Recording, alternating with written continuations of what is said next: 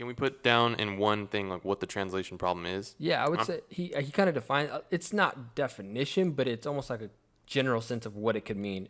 He puts at the very first paragraph, it says, when faced with a boulder, the most common response is to turn up the juice, to try harder to convince people that a certain course of action is the right way to go.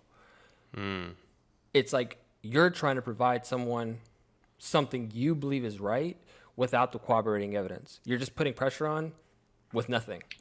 So it's defined as literally the general idea that translation can sometimes be a problem when you're trying to translate to somebody what you think is correct or what you think they should do, right? Absolutely, yeah. Is that did you guys take it any other way, Jay or John? Or For me, the translation problem comes from, do our views align? Do I trust you? Is that a good, credible source that I'm hearing it from? He brings up a topic about, imagine someone comes into the office Monday morning and tells you that they watched an amazing show over the weekend.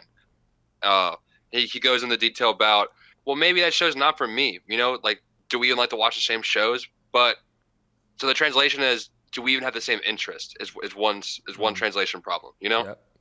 oh, Maybe if someone's at the gyms telling me, you need to really try this new thing, Daniel and Bailey, she's sick, and I see them and they're not fit, the translation problem is the information is not hitting me because I'm not trusting you. You know, Exactly. That's a translation problem. The words are still the same. I speak English. You know, they just don't mean as much to me.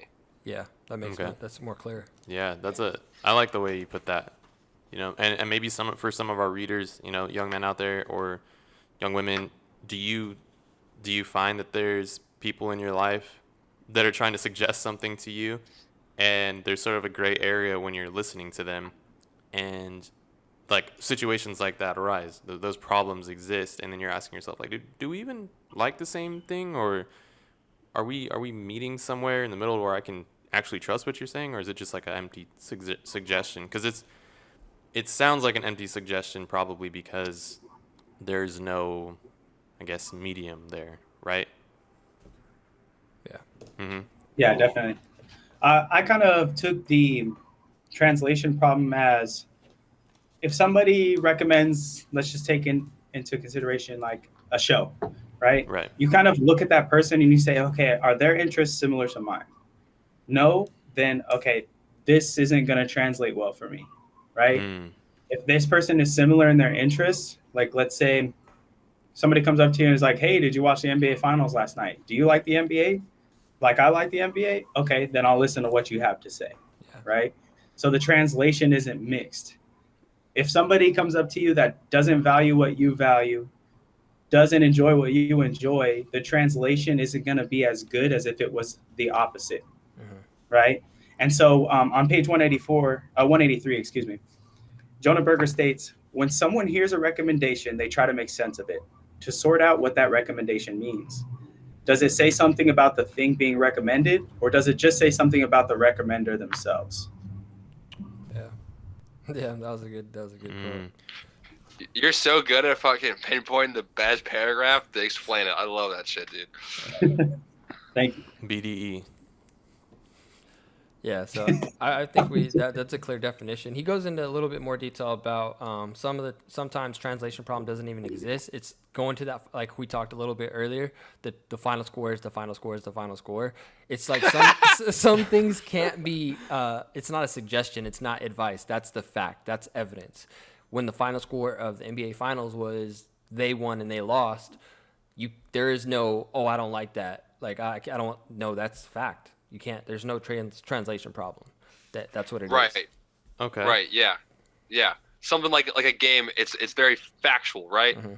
You know, the Wizards won. Whatever. You know, the Lakers won. You know, no one can dispute that. It's fact. But when it comes to something opinion, like a television series or a book, there's a lot of opinion. It's not fact. It's just pure out of enjoyment. You know. Yeah. Were there any, moving on from the translation problem, because we define that problem in the book, there's he asks, how do we solve the translation problem? So was there anywhere where you guys thought that was sort of highlighted in the book, like how do we solve that weird translation between suggestions and whatnot? For me, Okay. it'd be very simple. At the very end of the chapter, he says things are subjective rather than objective.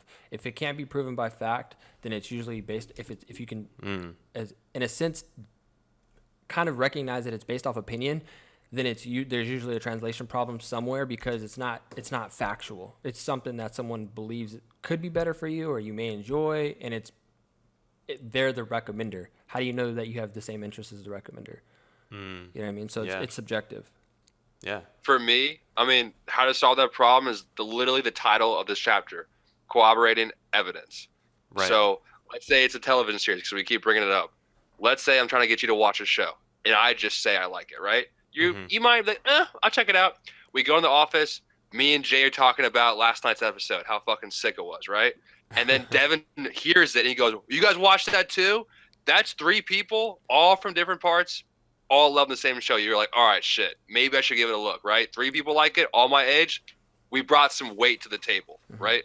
We corroborated evidence. And I believe that's the next sort of like you're touching on the next concept of the book, strength in numbers. Yes. And yes, that's where this is playing in to where there's numbers that you're working with. Oh, he said it looks or it sounds like a great show. Oh, someone else is saying it sounds like a great show, and then they're each somewhat different in interest, right? They're not all the same person, and you're getting a multi faceted opinion, I guess we could say. One thing I love, and you kind of started talking about it, is that, man, where's it say? I'm sure if I tell Jay, he'll find it. He talks about how if opinion comes from a group of people, like let's say even us, if we all have the same opinion, it ends up becoming people see it as one opinion. Yeah. They just label it as one opinion. They go, oh, they're a group. They think this way. Yeah. So getting a diversified opinion from different people is better evidence to the table because it's easy to dismiss a group as one instead of a collective. Yeah, I think the example that he used was, I guess, the workplace environment is the accounting people remain in their accounting field. They hang out with the people that work in accounting. The people that are in IT hang out with people in the IT field.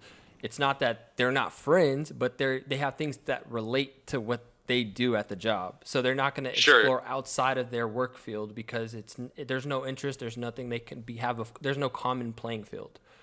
You just call them the IT, even though there could be 8 people there. You go, oh, IT wants to get pizza, you know? Yeah. They didn't say Dave wanted pizza or whatever, you know? They said, oh, IT, it's one. One group. I get you. Yeah. I thought that was probably one of the craziest things that kind of blew my mind in this chapter is that we do that. I dismiss people sort of by their like group subconsciously. Even when I'm working, you know, I'm like, oh, that came from strategy or that came from some social media, you know what I mean? But even with friends, I was hanging out this weekend with multiple different friend groups, and I go, oh, they're doing this. That group's doing that. There's like a handful of people per group, you know? Yeah. But we just do that. It's Definitely. There's 2 quotes here, one on 188 and one on 189. On 188, it says, multiple sources saying or doing the same thing solves the translation problem. And on page 189, it says, the more sources speaking in concert, the more corroborating evidence it provides. The less likely it is saying something about the sources themselves rather than the quality of what they're doing or recommending. Oh, okay. So I like how you touched on quality.